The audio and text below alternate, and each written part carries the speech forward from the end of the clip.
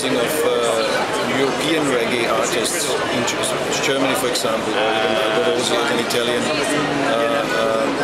Italian-born person, actually. That it influenced a lot of different music genres and countries, whatever. Yeah. So it's still there. It's, without hesitation, I have to say, reggae is still there and big and great. I think reggae is still good in Europe, but it depends on each country. The situation can change. Like in France, it was better a couple of years ago, but it's still okay. And some artists are still working good, especially roots act, you know, because then people know what they are going to get. So, and sometimes, of course, even some new artists can make it, but it could be for 1, 2, 3 years, and then if the last album is not good, you know, so you see how it works. So, no, but Europe is still a good place for reggae, and especially now we have a new market, which is Eastern Europe. It's growing because, like 15 years ago, it was not possible to play in these countries, and now they are open, so it's coming. Even Russia, you know, places like this, but it's not big at this stage, but it's growing, so we expect for the best. Right now, in 2010, reggae music is doing very well in France. Last year it was kind of, you know, falling, so it's living. But it's a very strong audience for reggae music in France and mainly in Europe, and it's always very, very enthusiastic for the artists and for me and for people working in that business to see that every year we have some youth, you know, a young generation coming for the first time to a reggae show, a reggae festival, a reggae act, a sound system party, a dub party, and so the audience is, you know, keeping renewing every year. She's a TV selection. On Tuesday, there might see.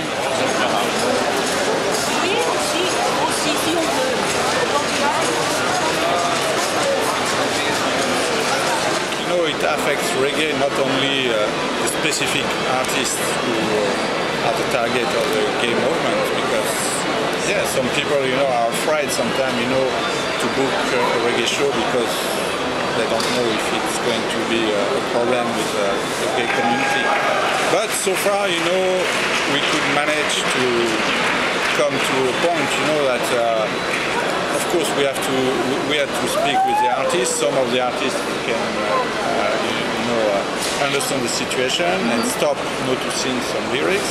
But still, you know, I think some gay organizations still want to fight against them. But in some case, you know, personally, I had to go to the courts and stop, you know, this campaign, because it's what the gay organization are doing is totally illegal. You cannot cancel a show for this. So far, you know, in France at least, we could manage to continue with some artists to tour. But it was, yeah, very difficult a couple of years ago. Well, from the industry itself, we all know that the whole scene is a double standard. I experienced it many times myself, talking to local cultural communities who have faced that problem, you know, not getting subventions anymore or fundings from government places when you have an artist playing like, performing like Sizzler, for example, or other artists. Though then when elections are coming, you know, this is a rising theme, because European countries sometimes think, or communities or cities think, oh, we have to go more that side to get the voters, and then next time we're going to this side. I think we all in the world face that be it democratic countries or not. So for me, I said this before in an interview also, actually, on radio in Austria when I was sitting next to Sizzler, that I think it's basically a double standard. Though I think it is not good from the Jamaican art, from some of the Jamaican artists, really to continue sometimes and to break even, for example, the Reggae Compassion Act, which was signed by a lot of artists, and then actually in return doing it. It's difficult to take a position, to really to have a position on this. For sure, some reggae artists are really extremist, really too much. For sure, some gay association really go too far. You know, so I'm really in the middle and try to explain. I mean, also there is a freedom of speech must be respected. There's just one condition: you can never push somebody to violence somebody else. You know, that's the only bracket for freedom of speech.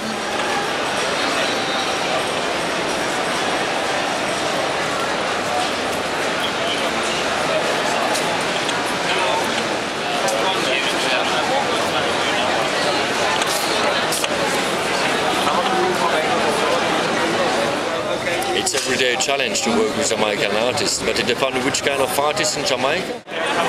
One of the biggest challenges is that there's no real central figure sometimes for certain reggae artists. There's changes into very big changes sometimes from being offered an artist and having a clear picture how it could work out. And suddenly there's a breakdown in communication, and suddenly they're offered by different people for whatever reason. It can be difficult, to be honest with you. When I've got some artists who want to travel and I've got 2 days to book it, it's quite difficult to get, of course, a visas. But in terms of visa issues, yes, and I think it's not fair to do that actually. Not only for Jamaican artists, but for other artists from Africa or from other countries. We all know that music is not only a messenger, but it's also a business fact for many countries, vice versa, exchanges whatsoever. So I think it's not necessary to trouble any country for this, in that matter, for visas and restrictions and listings and whatsoever. The visa is getting more difficult, you know, and so of course the fees, because of the crisis, you have to find a way to make it happen. The gas, yeah, I mean everything is apart. So, but so far, you know, we have to find ways. We have to be smart and find ways to turn around all the problem.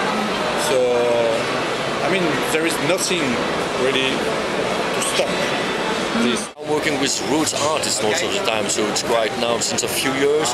I know how I have to speak with them, how I have to work with them, how I have to make business with them. So for me it's a real pleasure to work with them because it's not only music, it's more than music. There is a message. A lot of promoters complain about attitude, really the attitude and behavior of some artists. And it's really shit, but 10 years after we still have some people say, no, I won't do reggae because, okay, I like reggae music, but reggae artists don't behave good, and you know, we still have that kind of shit. So, I mean, I can understand, you know, there is some misunderstanding sometimes because of the language, because of the culture, because of anything, you know, but depend on some artists. Some artists are very bad, some artists are very friendly, and I mean, it's like everywhere in the world. If you are welcome one time, if you want to go back, just behave good, you know? It's just simple.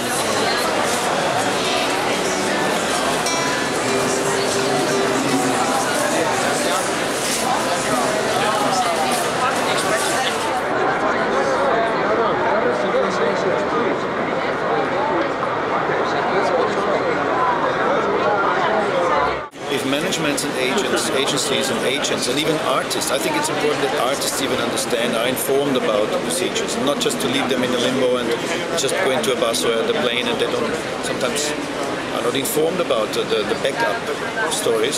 So I think it's important to inform the artists to even inform the artists how these things is going to work and how the different procedures are, and not just think, okay, it's the same like when I was in the US or in North America. I hop in a plane and in Europe it's the same.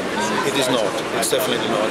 Not even talking from traveling in Africa or Asian countries or whatsoever. They should do is just to be professional, and sometimes it's difficult, you know. But so the Jamaican artist has most of the time a message, positive or negative message to give, and when they're on the stage, you don't feel really this message every time.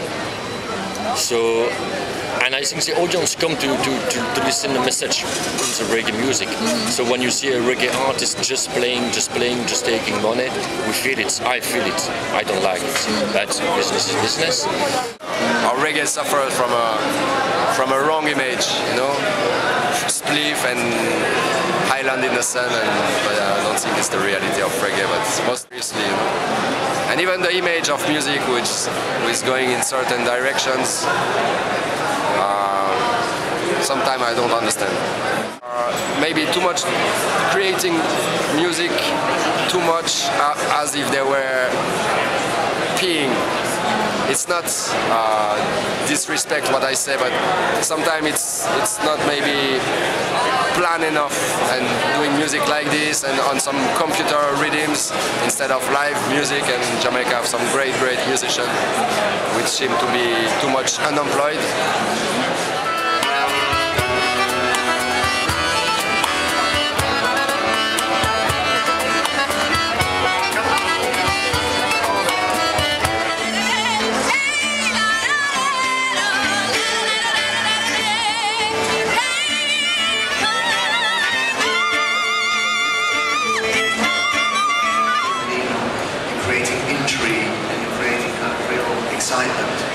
Just to meet, baby steps.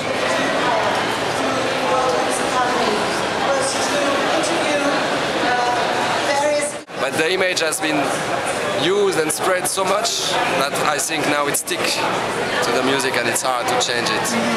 I don't know why, but reggae is part of world music, and it's a strong music that has influenced a lot of music.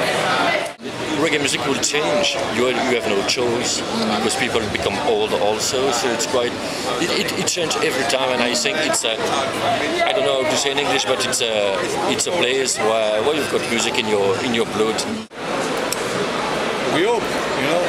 The thing is, even if there is not a big rise, we can still, you know, make tours and people can live from this.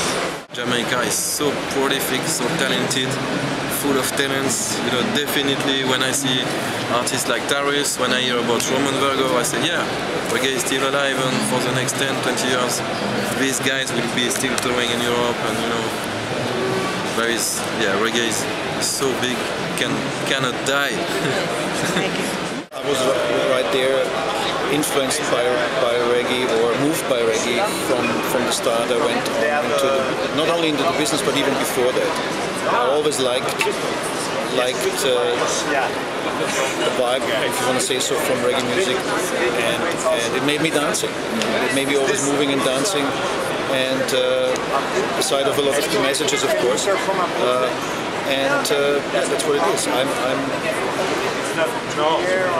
Yeah, even my kids were in the belly of their mother, I think, always at reggae festivals, and they like reggae music whenever they hear it, and they remember, obviously, also from that.